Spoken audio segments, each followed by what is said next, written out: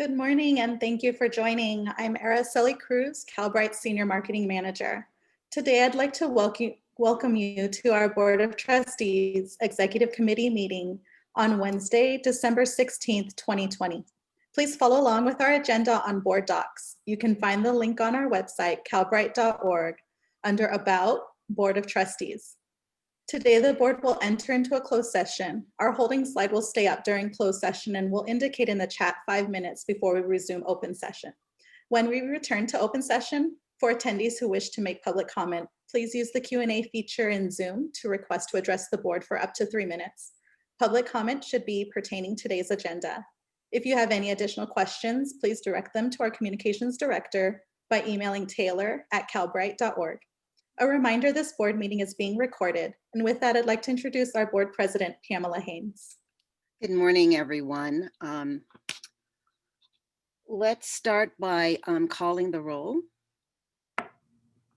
Hildegarde Aguinaldo. Present. Amy Costa. Present. Tom Epstein.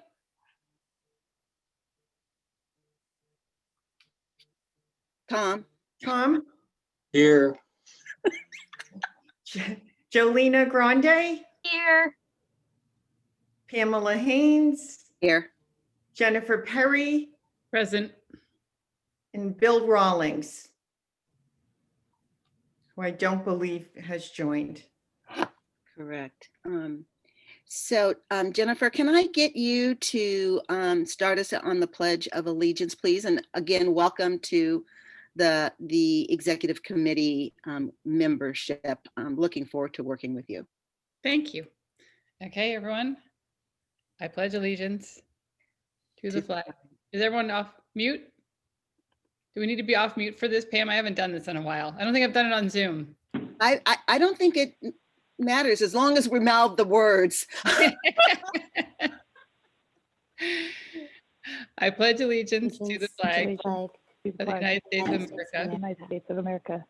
And To to the the republic for which it stands, one indivisible, one nation Under God, under God, with liberty and justice for all. indivisible, liberty and justice for all. Sorry, I'm rusty. I apologize.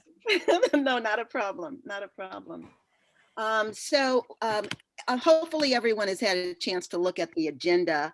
Are there any requests to change the order of the agenda? Okay, hearing and seeing none, we are now going to be going into closed session. Ajita, can you tell us how long we think that closed session will be? I don't think it will be too lengthy. My assumption would be 30 to 45 minutes, depending on questions. Okay, so everyone should have, our members anyway, should all have the link to get into that particular closed session. So I'll see you over there.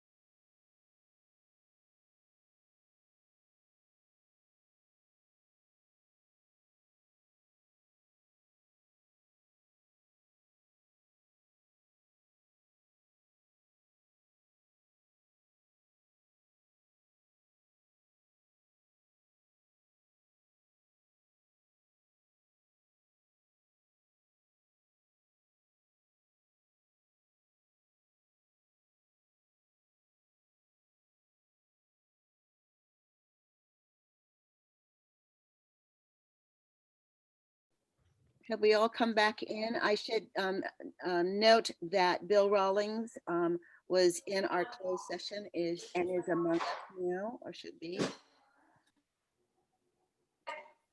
Yes, we're ready to resume. I'll just make another note that if anyone has public comment, please request to do so in the Q&A and you'll be called upon at the appropriate time. Thank you. Go ahead, President Haynes. So I am to report out that there is no action to report from closed session. And what I would like to do is before we go into our consent agenda, I need to back up a little bit. The jitters of being my first time chairing this. I'm not going to give a president's report other than to welcome everyone once again, and I'm looking forward to working with everyone, but I do want to give our CEO an opportunity to give her report before we go into our agenda. You're muted, Ajita. We're back. Okay. So thank you, President Haynes, Vice President Costa, and members of the Executive Committee of the Board of Trustees. I actually wanted to share, some of you may know that earlier this month, I have the opportunity to give the esteemed Frank Rhodes lecture at Arizona State University. And the lecture was entitled, Designing for Equity, Building Innovative Systems of Lifelong Learning. And I started that conversation actually with one of the favorite quotes of mine from the author James Baldwin. And it's, not everything that is faced can be changed, but nothing can be changed unless it's faced. And when I started taking more account of what we were facing before the pandemic, in the state, but also, in the country, really, the real contours of the challenges that we were facing and the equity threat that those contours really presented were beginning to surface. And I think most of us from the institutional perspective, were looking at this and realizing that we were experiencing it through declining enrollments and maybe some concerns about declining investment into the institutions.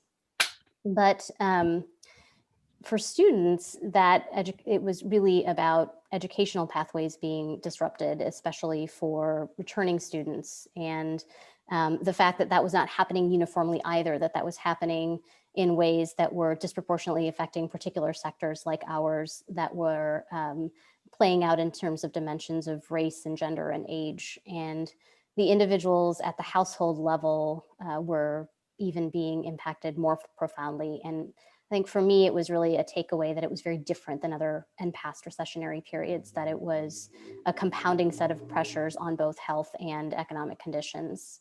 That in the pandemic, we were seeing health effects on African Americans at twice the death rate of white individuals, and overall fatality rates for communities of color being higher. We were seeing those racial and ethnic disparities play out and manifest in terms of unemployment, that people were not experiencing unemployment uniformly. And perhaps unfailingly, the real gender dimensions of the economic challenge.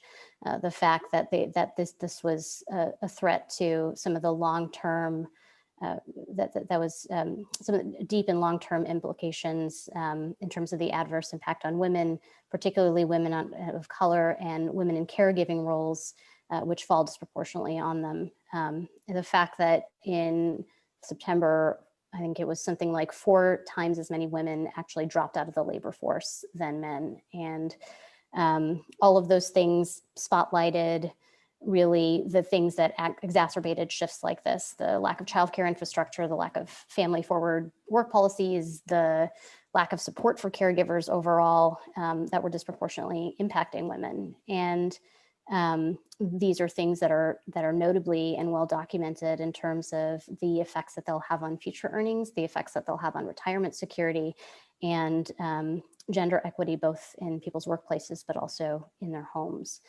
And the way that this is weighing heavily is not just in the statistics that the Census Bureau and their pulse tracker is looking at how these shifts are affecting decision-making that, decisions that households are making, that 84% of households are either changing or postponing their post-secondary plans, that a third of them are facing difficulty in paying for common household expenses, and that a third who are behind on their rent or mortgage are actually worried that they'll face eviction in the next 2 months.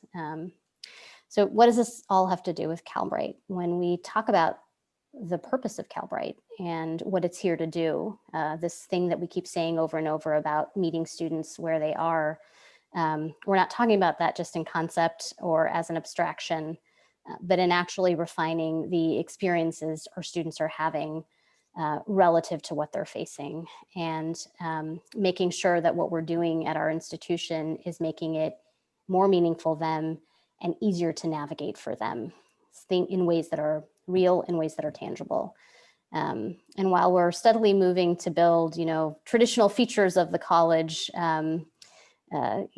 what I guess I would lovingly refer to as like the bureaucratic part of building a college, the wheels in motion and perhaps some of the most important work that we're doing is actually on the work that we're doing building out programs and services. And a great example of this is really that Calbright's learning and instruction and success faculty and deans are continuing to build out the college's integrated student success model. So that's very much focused on providing more intensive support at the times that are most critical for our students. And this is again in the research, but in the first 4 weeks of their program pathway, in the first early connection they have with the institution. So if you want to think about what that looks like, it's really support that looks like proactive outreach to students and through a variety of mediums, because folks are overloaded and their attention is divided. So being able to access them and connect to them via direct message, but also email and phone, and then providing opportunities for all students to come more together as we start to think about better ways of building student community, whether it's to attend orientation or webinars or regularly scheduled office hours, in addition to the asynchronous types of things that we're working on. Instructional and counseling faculty are also working very closely together to reach out to students who may be getting stuck in their program progression, and those who have not yet completed the migration from the old essentials course to the new better content. The goal of this is really to get students, again, more engaged in that relationship with their instructors, to keep them engaged by implementing more regular check-ins with their academic success counselors. We are also working to use some of the market research that we shared last month to help test our outreach efforts through digital and social media channels. And this is really designed to understand how we can reach some of the key student personas that we talked about and that we want to support into the college. And the refinements that we'll learn through this process will guide the next phase of marketing and outreach activities more effectively in the new year. As we're starting to bring in more students, we're also testing a process by which students can first connect to opportunities to begin career preparation upon enrollment. So connecting individuals with the most acute need that they face early in the process as they're thinking about how they will experience their learning journey with us at Calbright. That is, students are now able to actually request career services support immediately following the completion of student onboarding, and with an automated email that'll direct them to career services resources in the student portal and allow them to schedule a career coach meeting with our counselors. We are also doing more to aid students through in the remote search for work. So starting with online job search workshops, which started earlier this month, that are designed to provide kind of tactical support on how to position yourself for success in the job search, support with online applications and resumes. And in addition to kind of stepping up that student experience, we're also deep into what I will just say is the hard to explain, but an unsung work of the technology team, the infrastructure on which all of our high quality experience will be built and delivered. And we've completed the systems design phase of the Anthology Enterprise Resource Planning and Student Information System. That will inform how we'll configure the systems to finish production of that implementation in the next phase of it. We're also marching forward on accreditation. on our accreditation timeline with a focus on systems for institutional effectiveness. That's a part of our efforts to complete the DX self-study for Calbright's accreditation process. We've also begun working on a draft of DEAC's federal student assistance self-evaluation report, which moves us closer to our goal of being evaluated for Title IV federal funding simultaneously with our accreditation site visit. And I will mention a couple of highlights as we are strengthening our organizational internally. I'm excited to welcome the newest additions to the Calbright senior team. We have our Vice President of Government Relations, Jennifer Johnson, and our Vice President of Workforce Strategy and Innovation, Stewart Knox, who are already becoming invaluable diving in. On our agenda today, we also have 2 critical positions that are essential to carrying the work forward into the next level: the Chief Fiscal and Administrative Officer position and the Chief of Program Operations. This is consistent with what we've spoken about as a board and as executive committee before, with a streamlined executive administration for the college as we build in position for the next phase of growth to better support our students.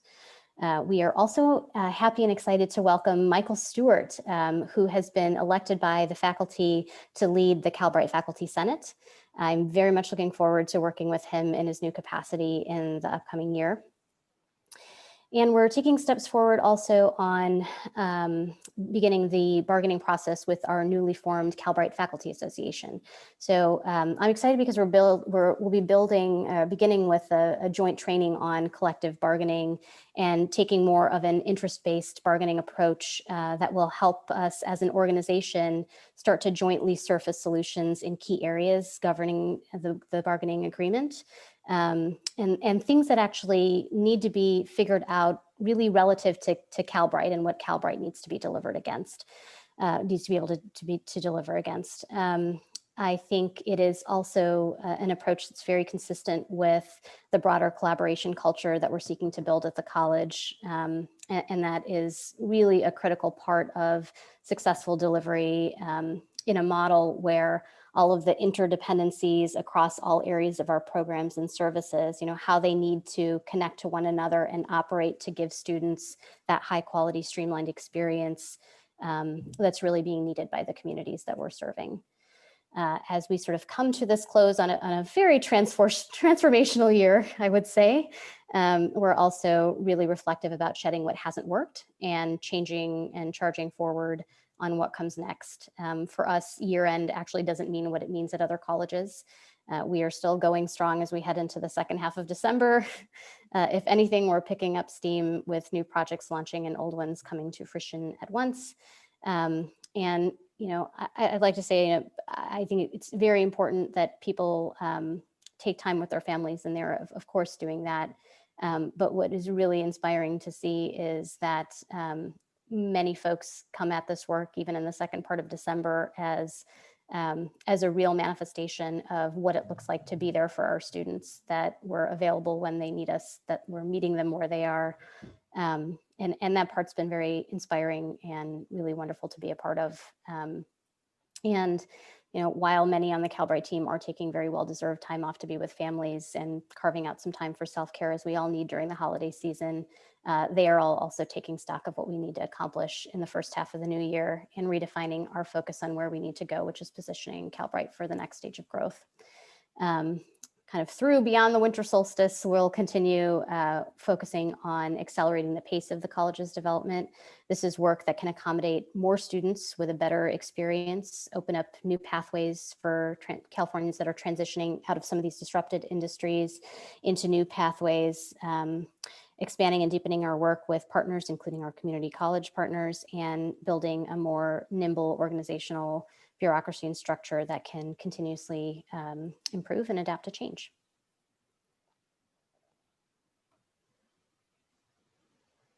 Uh-oh, Pam, you're muted. I want to thank you for your report. It's very illuminating. So without objections or corrections, I'd like to move to the consent agenda. Can I get a motion and a second to approve? So moved. second, Okay. Yeah. All right, then would you please call the vote? Hildegarde Aguinaldo, Aye. Amy Costa, Aye. Tom Epstein, Aye. Jolena Grande, Aye. Pamela Haynes, Aye. Jennifer Perry, Aye. and Bill Rawlings. aye, Thank you very much. We are now going to go into our action agenda. And 4.1 is the approval of administrator appointments. And we have Donald Grady, who's going to give us background on this particular item.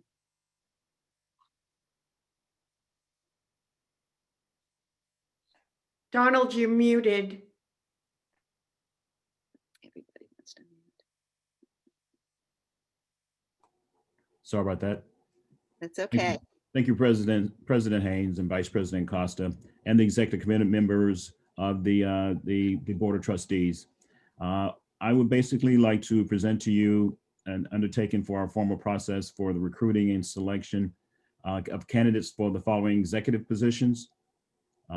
The Chief Financial and Administrative Officer with Jeff Bell and the Chief of Program Operations. We are seeking your approval for appointments of the Chief Financial and Administrative Officer, the CFAO, and the Chief Program Operations, CPO positions.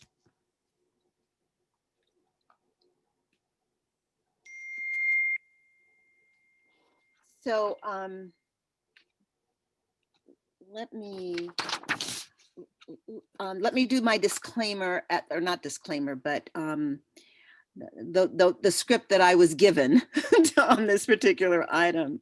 The executive committee of Calbright is happy to announce its selection of Jeff Bell as Chief Financial and Administrative Officer and Marissa Bold as Chief of Program Operations of Calbright. The executive committee will now vote on the agreements for Mr. Bell and Ms. Bold. Under California law, as the board president, I am obliged to orally announce all of the monetary provisions of the agreements and their values. Once I announce the monetary provisions of the agreements and the associated values, we will have board discussion and public comment on this item. Then the executive committee will vote on the agreements. So for the Chief Financial and Administrative Officer, agreement with Mr. Bell, the provisions go as follows. The agreement is for a 3-year term beginning on February 1st, 2021, and provides for a base salary of $220,000 each year. The agreement provides for a yearly salary adjustment beginning on February 1, 2022, in the amount equal to the actual funded cost of living adjustments for California community colleges. The agreement also provides for an annual bonus of a maximum amount of $10,000 should Mr. Bell obtain a satisfactory performance evaluation and meet performance goals and objectives. The agreement provides membership in CalPERS and related employer contribution as set by statute and health benefits as currently offered to current administrative employees. The Chief Financial and Administrative Officer agreement with, no, this is, sorry, that's wrong. It is the program. I need the actual. Chief Program Officer. I'm sorry, it's the, yes, the Chief Program Operations Officer. Agreement with Ms. Bold is as follows. The agreement is for a 3-year term beginning on December the 16th, 2020, and provides for a base salary of $220,000 each year. The agreement provides for a yearly salary adjustment beginning on December 16th, 2021, in the amount equal to the actual funded cost of living adjustment for California community colleges. The agreement also provides for an annual bonus of a 1-to-1 match of Ms. Bowles' contribution into either a 403B or a 457B, but not both, of a maximum amount of $10,000 should Ms. Bowles obtain a satisfactory performance evaluation and meet performance goals and objectives. The agreement provides membership in CalPERS and related employer contribution as set by statute and health benefits as currently offered to current administrative employees. So is there any discussion on this matter by the executive committee members? And then we will follow that with, is there any public comment on this item? So we can start with our committee first. I thought it might be helpful just to briefly introduce the backgrounds of each of the candidates That would be great. preceding the discussion. So Jeff Bell, who is the candidate for the Chief Fiscal and Administrative Officer, actually comes to us from the Department of Finance, where he serves as the program and budget manager who's responsible for seeing all of policies affecting higher education, K through 12, childcare, state libraries, and grant programs. Prior to that position, Jeff had served as the director of a management consulting company that is focused on, based in Sacramento, that is the School Services of California, and was assistant program budget manager for education systems, which is the unit at the Department of Finance, focused on K through 12. He began his career in 1997 as a finance analyst, and has had a long and storied career in state service. In addition to working at the Department of Finance, Jeff has had the opportunity to serve as an education consultant and later the fiscal staff director in the state Senate. He was directly involved in staffing budget negotiations between the governor, legislative caucus leaders, and also served for 4 years as the county budget administrator for Placer County. Prior to working in state and local government, I think another part of Jeff's background that's important to highlight and a real asset that he brings to us is that he served as an active duty officer in the U.S. Navy for 10 years, where he worked on a very specific set of things around surface warfare, engineering, and intelligence. The candidate for the Chief of Program Operations is Marissa Bold, who currently serves as Calbright's Director of Operations and Chief of Staff. Marissa has spent her career really tied to innovation and education, focused on improving outcomes for students and families in California.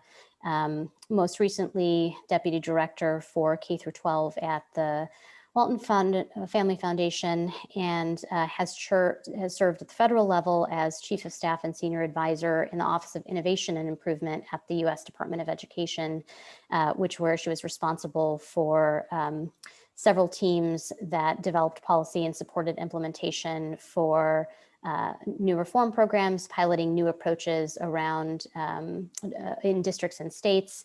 And prior to joining that department, the U.S. Department, she was a director in the Office of Accountability at the New York City Department of Education, where she had to lead a team that designed, selected, and implemented a very comprehensive portfolio of formative assessment programs, supported data-driven instructional decision-making, collaboration, and sharing of effective practices for over 1,500 schools. And she has previously worked in management consulting and organizational development, also in the private sector. Thank you. Any questions? No. All right. Then I'm going to ask if there is any public comment on this item.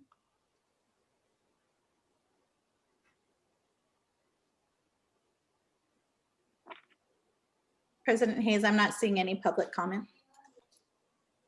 All right, then. Then if there's no further questions, then I'm going to ask that we move and second this this item. So So moved. moved. I have Jolena as moving, and who do I have as a second? I'll second, Pam. Thank you, Amy. Costa as second. Would you please call the roll? Hildegarde Aguinaldo, Aye. Amy Costa, Aye. Tom Epstein, Aye. Jolena Grande, Aye. Pamela Haynes, Aye. Jennifer Perry, Aye. and Bill Rawlings. Aye. Well, thank you so much, and I welcome Mr. Bell and congratulate Ms. Bold. And we'll move on to the next item, which is 4.2, the approval of addendum to professional services agreement with Amira Ahmad. And we have Stewart Knox, who's going to speak to this. Yes, thank you so much, President and board members. The term of the current agreement between Calbright and Ms. Ahmed ends on December 18th, this Friday. The total value of the agreement to date is $95,000. This is an addendum to the agreement which would extend for additional 3 months through December 19th, from December 19th through March 19th of 2021, to not exceed $140,000, and we're seeking approval to the addendum. So do I have any questions from committee members? Trustees, I should say, but committee members? No questions. So can I get a motion to approve with a second? So moved. Randy? Should we ask their public comment too? Certainly. Is there any public comment? Seeing none, hearing none. Araceli, do you have anybody in the queue that wants to comment? No, I don't have any public comment. Okay, so we have Jolena giving a motion, and do I have a second? I'll second. And Jennifer Perry seconding. So can we call the roll, please? Yes, Hildegarde Aguinaldo, Aye. Amy Costa, Aye. Tom Epstein, Aye. Jolena Grande, Aye. Pamela Haynes, Aye. Jennifer Perry, Aye. and Bill Rawlings. Aye. So thank you so much. Our next action item is 4.3. It's the Calbright College Board Policies Revision. And I've lost my place. 4.3. Forgive me, y'all. Okay, and we have Tamika Connors. Hi, Hi. thank you. Thank you, President Haynes. We're requesting approval for the following minor revisions to our Board Policy 1200, which consists of adding the following words: Calbright College, online, and closing equity gaps. The Distance Education Accrediting Commission requires an institution's mission to communicate its purpose and its commitment to providing quality distance educational offerings.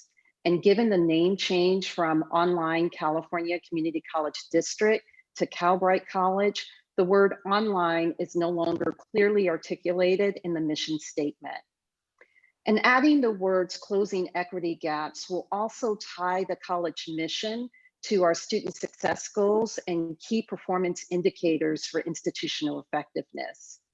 Calbright's Diversity, Equity, and Inclusion Task Force also noted the need for the inclusion of equity to our mission statement in their work. These changes will also reflect a greater alignment with the DEAC accreditation quality standards, the California Community Colleges Chancellor's Office Vision for Success Equity Goals, and our enabling legislation. Do we have any questions from our committee members? Jolena.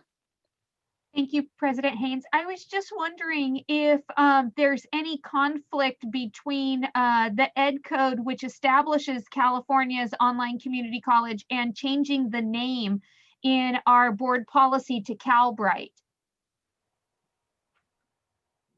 That's a good question. That feels like an Amita question. I can say I know it was called the online college in the statute because Calbright didn't exist at the time. Exactly. Mhm. So to answer Board Member Grande's question,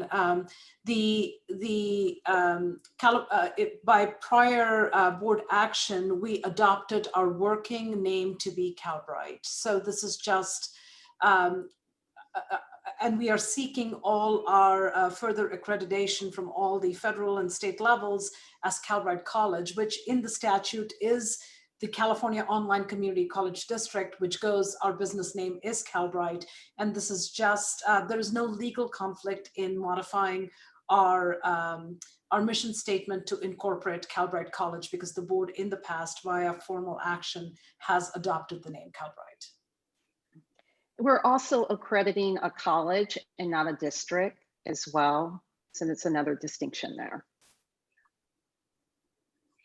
And this is Pam, and the reality is that, so I come out of a multi-college district, and you're right, the district doesn't get accredited. It's each of the individual colleges that are accredited. The other is, I think we also need to but we do need to maintain sort of the district element to this, because as Calbright grows, and given the size of this state, it's very possible, maybe not in my lifetime, but it's very possible that there will be multiple colleges that are region-based as opposed to this one Calbright college. It is the reason why our traditional brick and mortar make a determination of not just having one college, but given the size and given the remoteness of some of the areas, that they wish to institute a second college or a third college. So it doesn't preclude any of that happening, and yet honors both that it's a district and we now have a name, Calbright, that we need to also include in the statute, in the reg. Are there any other questions? Yes, Hildy. Thank you, President Haynes. Tamika, could you just refresh our memories on where else in the board policies it mentions our commitment to increasing economic mobility and closing equity gaps? I just want to make sure that those few words aren't the totality of our commitment. And if we need to adopt a DEI statement specific to the college, then we should have that fully fleshed out in a board policy elsewhere.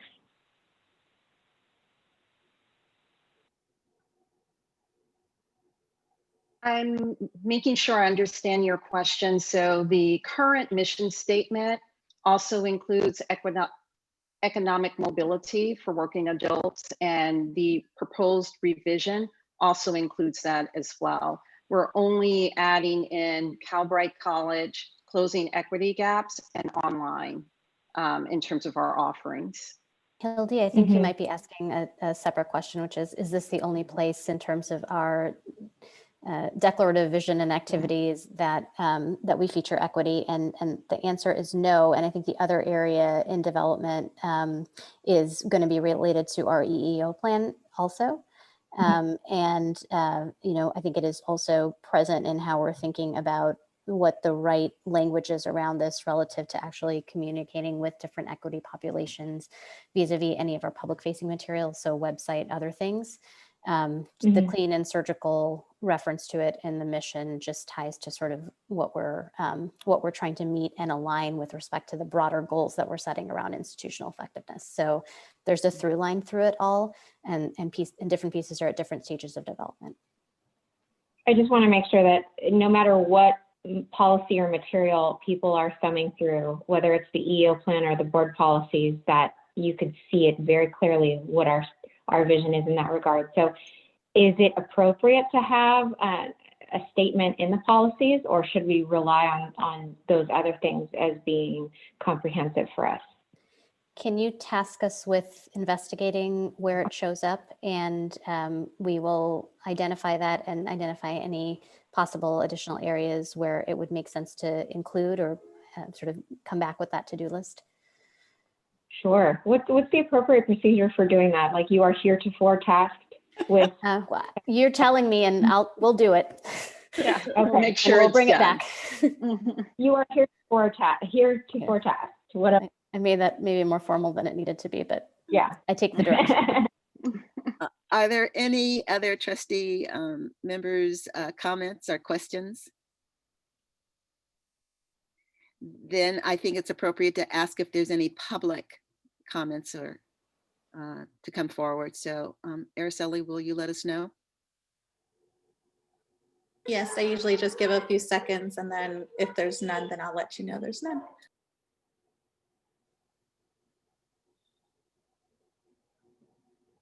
I'm not seeing any public comment, President Haynes.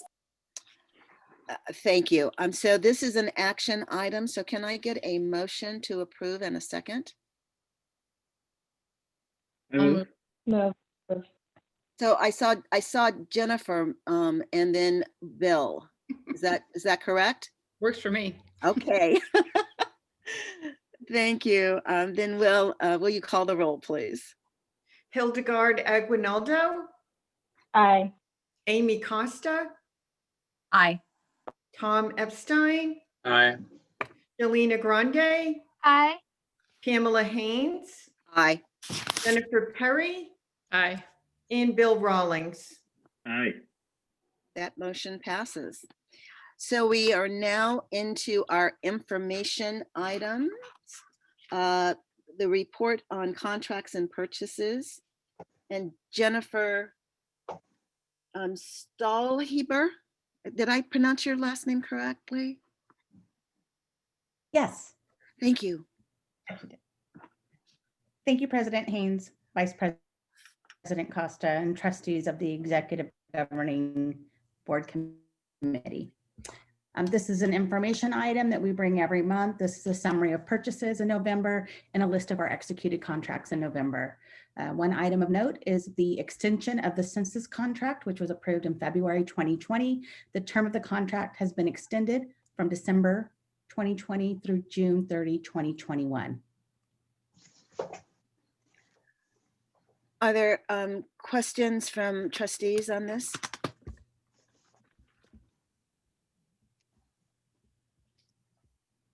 I don't see anyone's hands raised on this, but I don't have a full screen.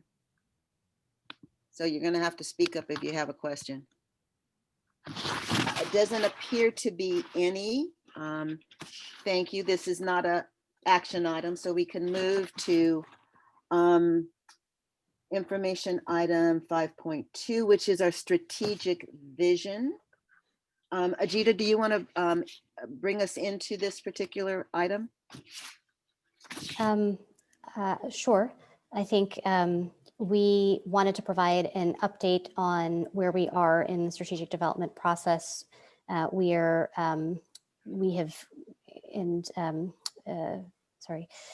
Lauren can talk about this more extensively, but we've concluded a lot of the legwork behind the sort of stakeholder interviews and some of the other things. We'll do a little bit of more of that in January, and including synthesizing the input that we received from the board.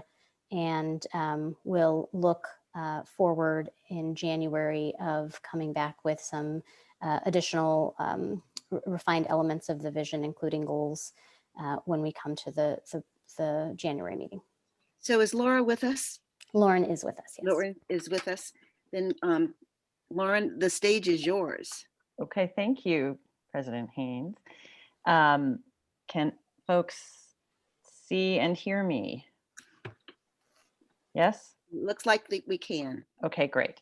Well, this will be pretty brief. Everyone worked very hard at the last meeting, and this was mostly just a quick check-in and reminder, as Ajita said. Next slide, please. So 2 quick items. One, just to get a moment to reflect on the November work session, since we didn't have time to sort of close it out. And then an update on the timeline and next steps, which Ajita mentioned. Next slide, please.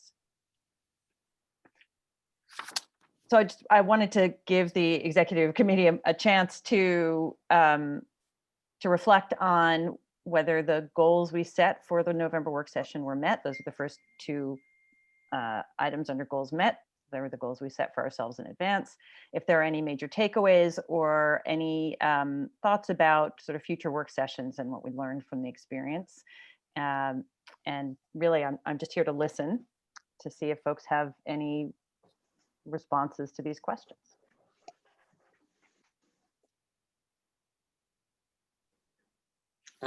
I was wondering if you could just give us a little more information on what you've heard since the full board met.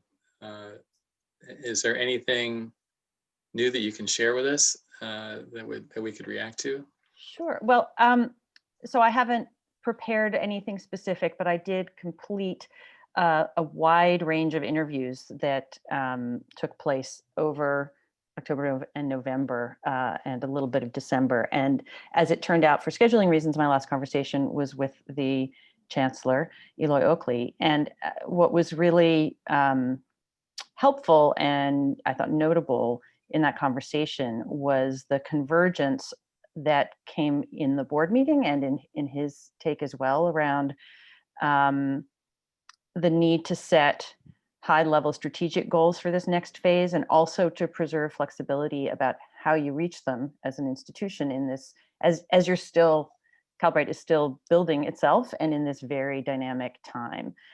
So the sort of a lot of confirmation also from folks with a wide range of perspectives on Calbright that regardless of where they might have started in their views, they want it to be successful and to deliver for the students it's designed to serve.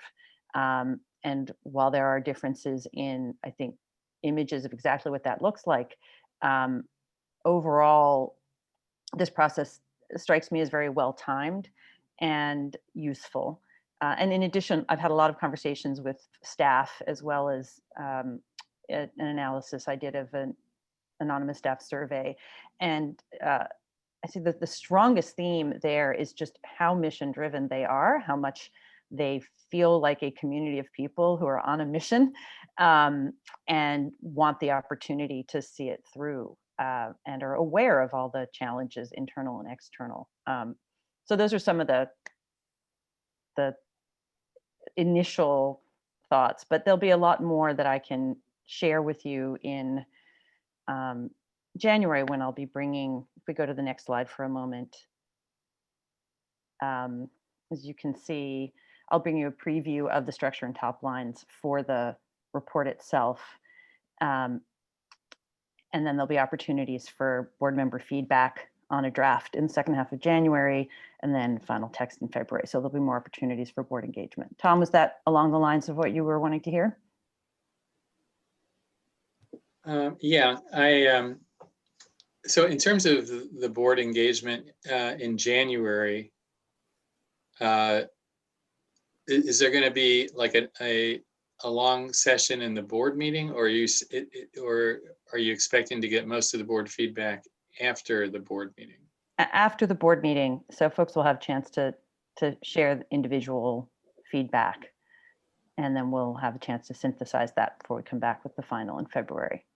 So between now and January, I'll be working with Jita and, to whatever degree makes sense, the folks on this call in refining the overall framework for the vision.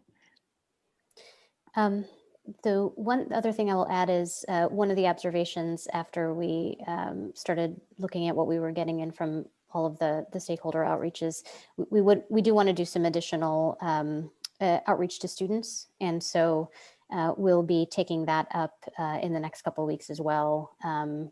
We'll be doing some survey work and getting some input from the students, additional input. Okay, my concern is that I think it would be better if you could time it this way to have when the full board meets to have a fulsome discussion then, and not after the board meeting followed by an executive committee meeting to approve it. I mean, this is a big deal, and it seems like the full board should be the approving body, and that and also, we need a discussion in public so the public can comment as well. So I'm a little concerned with the idea of just getting private comments from board members after the board meeting and then just reviewing it at executive committee. Yeah, and it is meant to provide multiple opportunities for input as opposed to just dictate the process. So if you noticed on the last bullet, one of the things we thought of to sort of be able to have sufficient time to do the drafting work and also a robust discussion with full board members was to extend an invitation in the February executive committee meeting for the full board to attend for this purpose. So we could definitely accommodate that even with this timeline. I would just add that the January board meeting is meant to be a conversation. So the structure and top line goals, which are really the most important high level elements, will be open for discussion with the full board then. But the full draft, which will be obviously much longer and more detailed, will be informed by that conversation. Okay, well that's fine, but I think if this is true, then you ought to invite all of the board members to the executive committee meeting today, so that they can get it on their calendars. Meaning invite them all to the February meeting. Yeah. Yes. Yeah, so that, don't wait until mid-January to say, oh. Yes, we can do that. Thank you, Tom, for that. Is there other comment by the trustees? I can't see everyone, so you have to speak up if you want to make comment on this. Okay. This is great work, and I really appreciate really trying to push through this, because it's really important that we set a strategic vision. And under the circumstances, it's been Herculean, and you both handled it with finesse and flexibility. So I also want to see if there's any public comment relative to this particular issue of the strategic vision.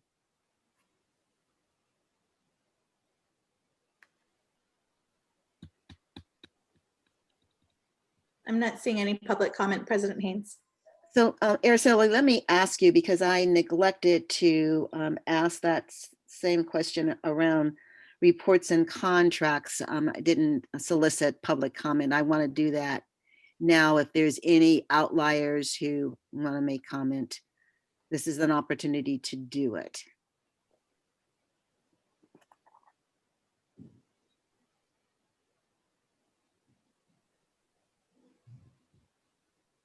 I'm not seeing any public comments still.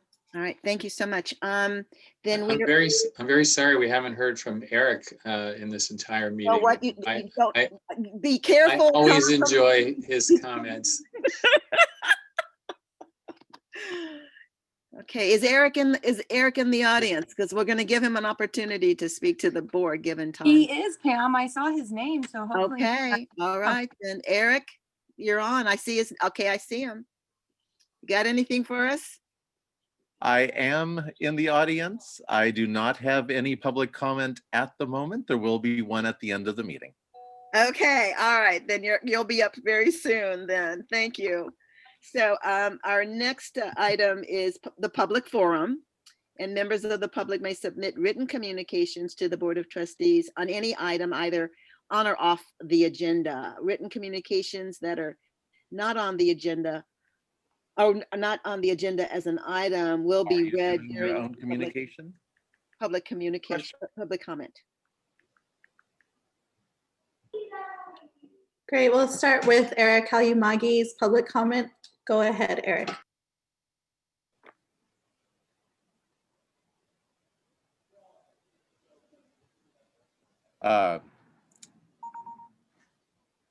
Whoops.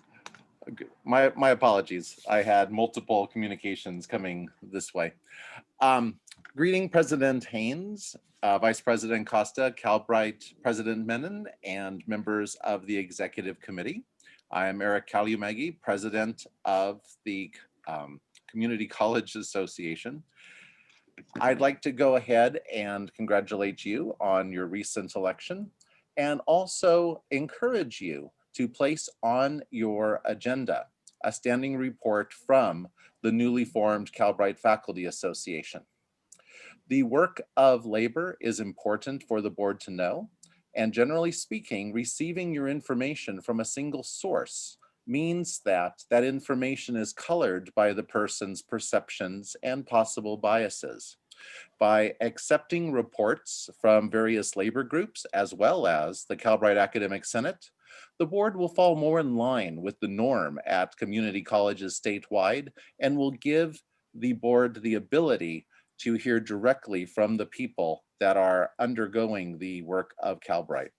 Thank you very much. Thank you so much for that recommendation. Are there any other comments? Yes, thank you, Eric. Next, we have Ginny May. Ginny, go ahead. Greetings, President Haynes, Vice President Costa.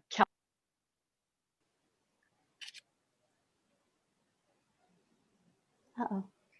Ginny, you're on mute. Can you hear me now? Now I can hear you. Thank you. Okay, great. Okay, I'll start over. So greetings, President Haynes, Vice President Costa, Calbright, President Menon, and esteemed members of the Executive Committee of the Board of Trustees. I am Ginny May, Vice President of the Academic Senate for California Community Colleges and liaison to Calbright.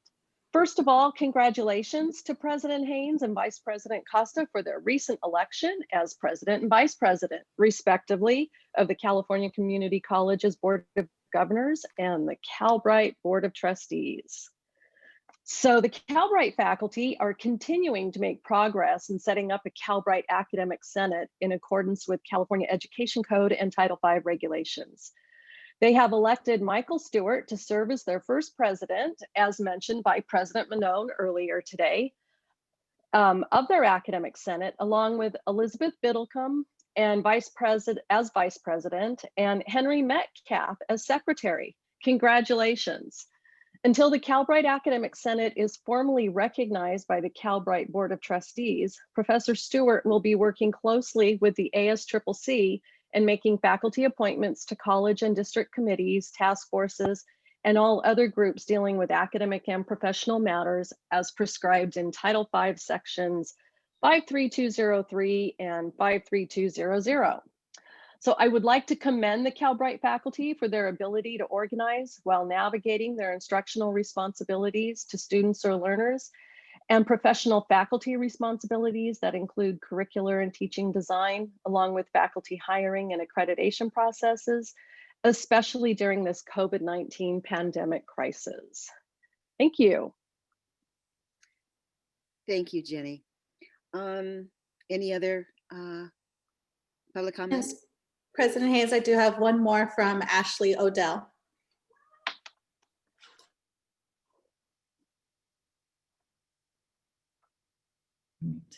Hello. Can everyone hear me? Yes. Wonderful. Thank you. Hello, President Pamela Haynes, Vice President Costa, Calbright President Menon, and members of the Executive Committee. My name is Ashley Odell. I'm the President of the Calbright Faculty Association. Thank you so much for offering me some time to speak on behalf of the faculty. I wanted to just offer support to President Kalyumagi's request for a standing item for contributions to the board meeting from faculty to bring the faculty voice forward. I also want to reflect the update that President Manon gave related to collective bargaining. The collective bargaining process has begun, and a collaborative meeting with CFA and Calbright leadership representatives has taken place. It was a very collaborative meeting, and we're looking forward to moving forward with the process. We have established our bargaining teams and are working with CTA staff to get a mutual training on the calendar for everyone. And dates are still tentative for the bargaining process, but we are looking forward to working collaboratively through this important period of our building at Calbright College. So I just wanted to say thank you for that process beginning and give a brief update related to that. Thank you. Thank you very much, Ms. Odell. Appreciate it. Are there any other public comment?